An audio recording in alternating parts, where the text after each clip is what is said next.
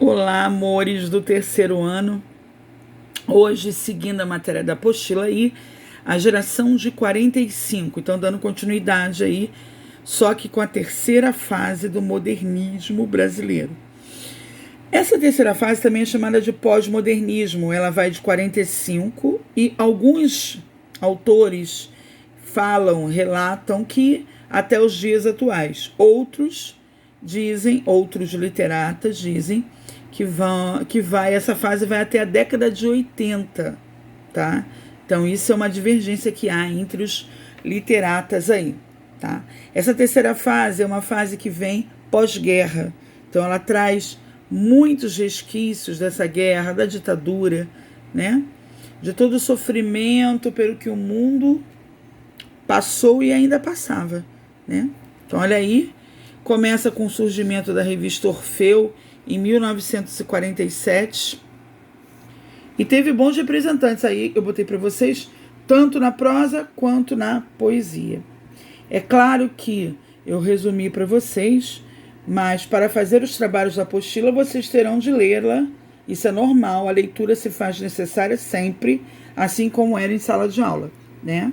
Eu fiz o resumo da matéria para vocês, mas para fazer os exercícios vocês vão precisar também ler os pequenos textos, trechos dentro da apostila, tá?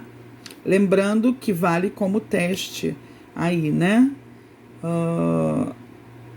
Os trabalhos valerão como qualitativo e teste nesse bimestre final aí. Bom, sobre o contexto histórico, como eu havia falado, aí o fim da Segunda Guerra Mundial, que a Segunda Guerra foi de 1939 a 1945. Então aí a geração de 45 ela marca o fim dessa Segunda Guerra e início da Guerra Fria entre os Estados Unidos e a União Soviética, tá? E a corrida armamentista também. Isso é parte de história, mas que isso mexe com a literatura, ok, gente? Porque tudo que se escreve, os autores dentro de um tempo, ele vai falar desse tempo, eles vão falar, né? São autores, eles vão falar obviamente desse tempo, tá bom? E aí começa a redemocratização do país, também foi uma fase marcada pela repressão, censura e a ditadura que avançava aí, né?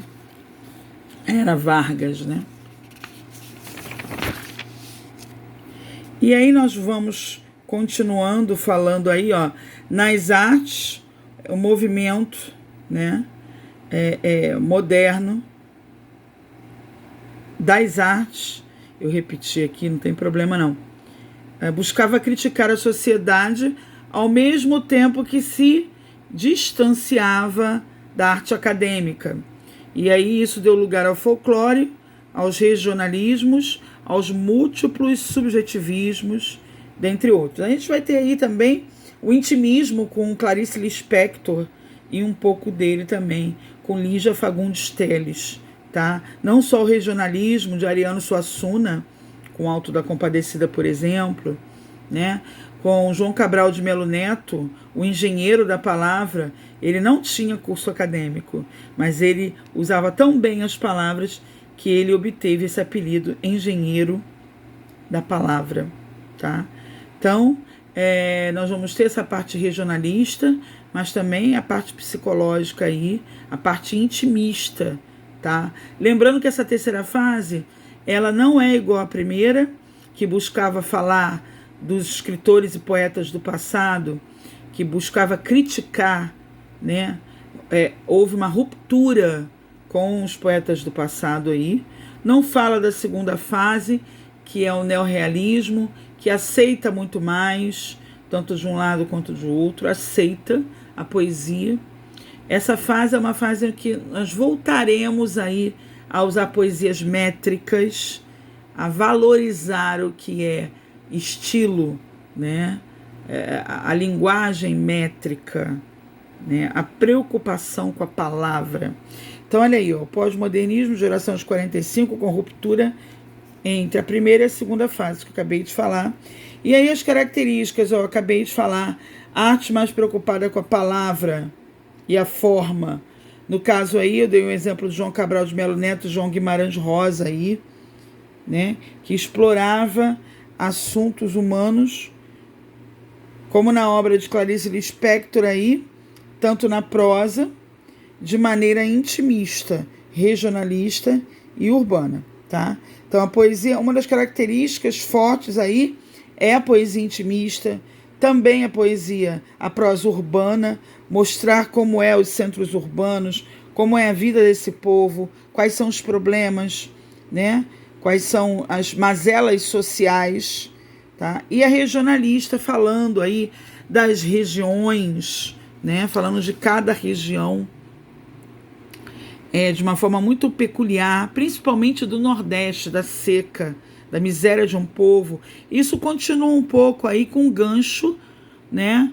Com Graciliano Ramos, que trabalha aí Vidas Secas, Raquel de Queiroz com 15, né? A gente continua aí nessa pegada, né? João Cabral de Melo Neto mesmo, ele fez a poesia Morte e Vida Severina, ok? Mas isso é importante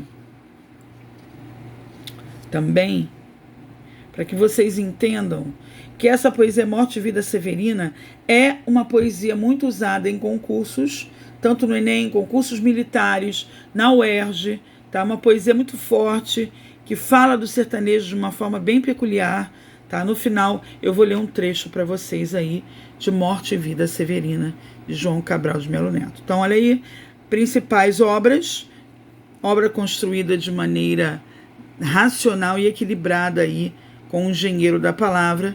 Eu tenho a principal, é Morte e Vida Severina. Eu botei aqui para vocês uma crítica social sobre os problemas vividos pelos retirantes, né, que saem, esses retirantes, porque tem esse nome, retirantes, eles saem de sua terra natal, da pobreza, da miséria total, em busca de uma vida um pouco melhor, tá?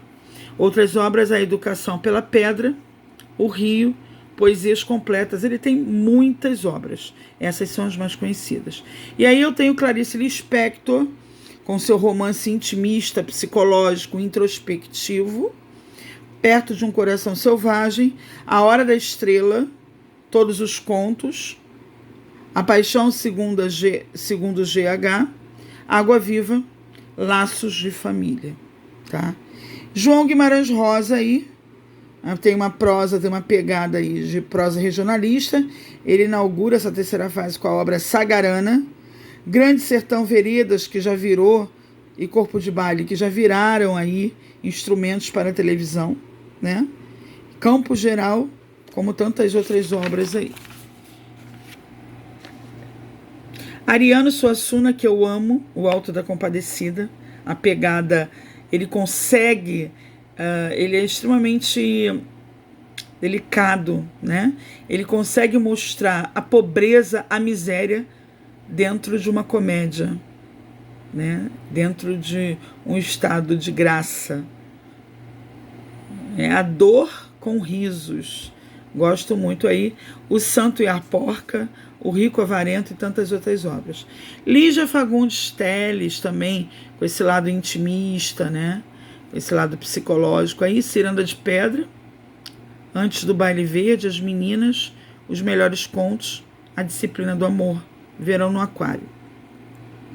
E o nosso querido e amado, que tem tantas frases aí, né, no Facebook, Mário Quintana, Poesias, A Rua dos Cataventos, Eu Passarinho, Espelho Mágico, O Aprendiz de Feiticeiro, Nova Antologia, Nariz de Vidro, Poeminha do Contra. E aí eu tenho Eu Passarinho. Todos esses que aí estão atravancando o seu caminho, ou melhor, o meu caminho, eles passarão. Eu, passarinho. Assistam ao vídeo 2, onde eu vou declamar parte da poesia Morte e Vida Severina, de João Cabral de Melo Neto. Um beijo.